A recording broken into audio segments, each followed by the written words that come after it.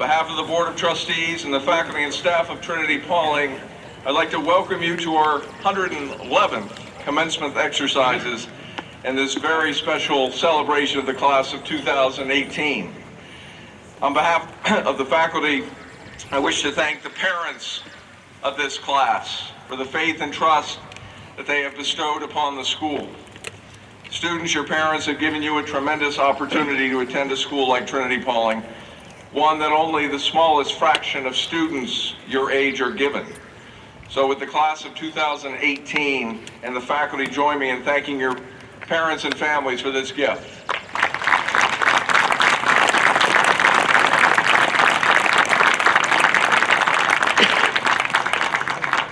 Of course, none of us would be here today if it were not for the hard work and dedication of the group of men and women sitting behind me this morning. They are committed professionals who believe deeply in the values of this school and the potential of these students. Would you please join me in extending our gratitude to them for their hard work and all that they do.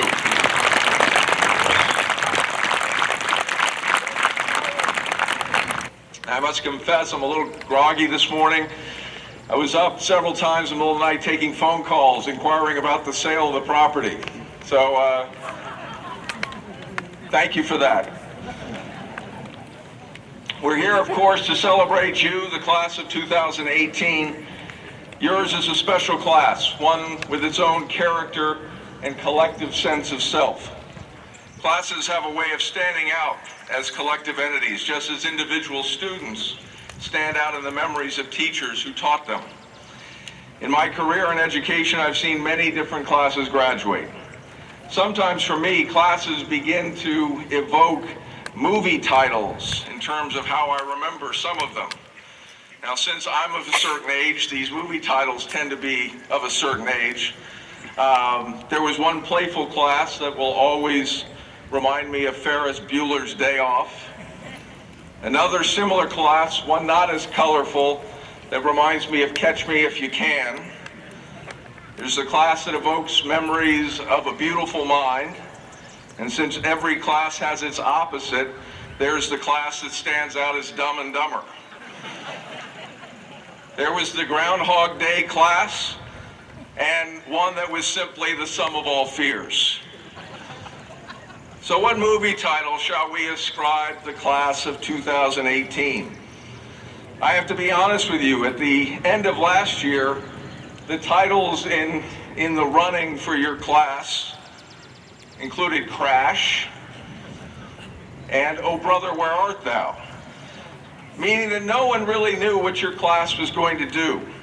And I will admit, for some, the expectations were not as great, and that is admittedly unfair.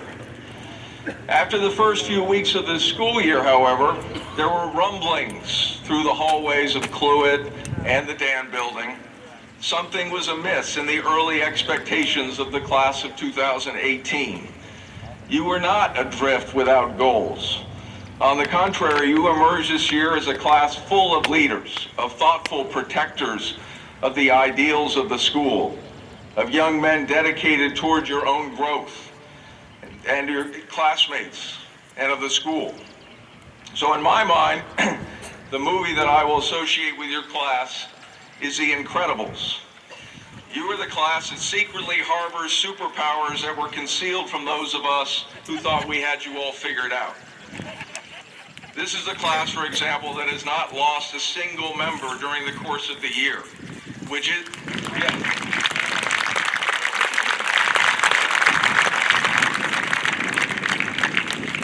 Those of us who know schools knows that this is somewhat of an incredible feat in and of itself. Well done. As many of you know, we had some violent weather that rolled through the area last Tuesday, and many trees were knocked over or uprooted. One of those trees was an old tree that was planted very close to Route 22 in front of the Henderson farmhouse where the Tucci's now live. The storm was a strong one, and it reminded me of similar storms that I've seen come through the campus over the years. About 20 years ago, for example, on a Saturday afternoon, there's a cross-country meet being run. There's a football game being played on what is now Karate Field. and there was a soccer game being played on the field down the hill by the railroad tracks. And there was a storm that came down from the north with some strong winds. And I was watching the football game at the time, and I heard a loud noise and looked back to the farmhouse where I was living at the time with my family, heard a loud crash, and watched as a giant tree fell right into the house. After going in and making sure that Mrs. Taylor and my two young children were all right, I surveyed the damage. What I first noticed is that the tree, like the one that fell 20 years later, just last week, was hollow on the inside. On the outside, the diameters of the trunks of both trees were very large, reflecting their age. They were big, heavy trees that had looked reasonably healthy from the outside. On the inside, however, they were rotting and had lost much of their original mass and substance. In the case of the tree that actually hit that house 20 years ago, it hit the roof at a place where its impact was absorbed by the beams of wood that were supporting the roof. The farmhouse was probably built in the late 1700s, early 1800s, and the wooden beams supporting the roof are made of cherry, one of the hardest and most durable substances available for construction at that time. So when the large tree hit the house, it was a test of which force would be the more durable. The large tree being driven by wind and gravity, or the stable, sturdy beam that had been in place for nearly 200 years. The house shook, but it did not break in any way. New shingles and some minor roof work were required, but the structure of the house withstood the force of the tree. Part of the reason that the tree did not destroy the house is that the tree had begun to erode and the house had not. Materials matter. Health matters. Foundations matter. The tree image is a metaphor for your life as you move on from Trinity-Pawling and through adulthood. Like the felled trees, your character can erode from the inside if you don't take care of it. This erosion can happen over a long period of time, or it can happen suddenly. The erosion of character over a long period of time is more insidious, however, because it can happen without one necessarily being aware that it is happening. It occurs when corners start getting cut, a lie said here or there, or a self-centered act that fractures ethics, trust, or relationships.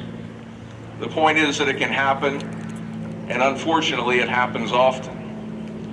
The erosion of character happens when we place it in the back seat, when we lower our character in terms of priorities in a given moment or situation. It happens when we place other goals ahead of it in terms of its importance. In a tree, the erosion begins at its foundation and spreads throughout the fullness of the organism. To the outside observer, the tree looks fine, perhaps even healthy. Inside, however, the tree is slowly losing its strength, its fortitude, and ultimately its way of being. There is a distinction, however, between mistakes and erosion of which I speak. Mistakes happen to all of us because we're not perfect.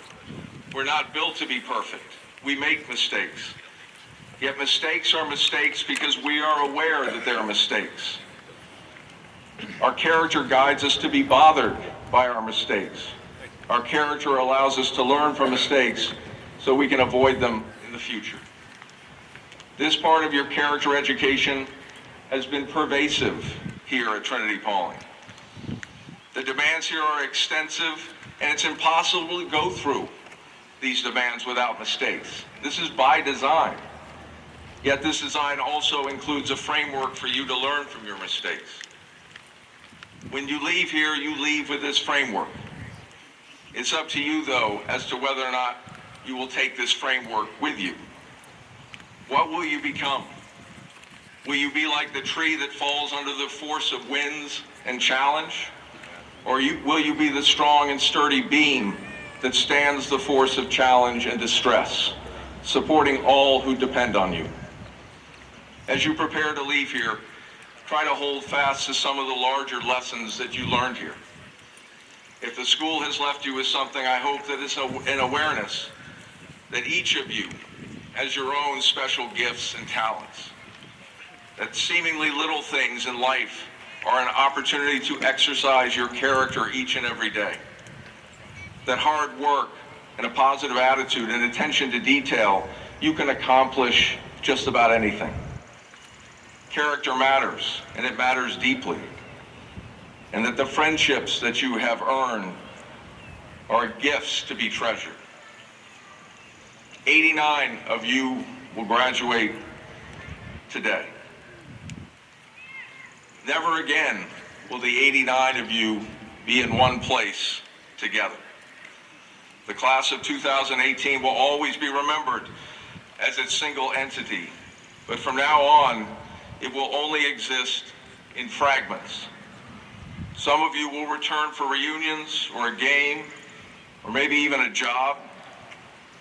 My challenge for you is a challenge to your future. Stay connected to one another. Stay connected to your brothers. Stay connected to this place. Find ways to give back by coming back and by being an active alumnus. Doing so will enrich your life in the future years. I promise you. Congratulations to the class of 2018. We're proud of you.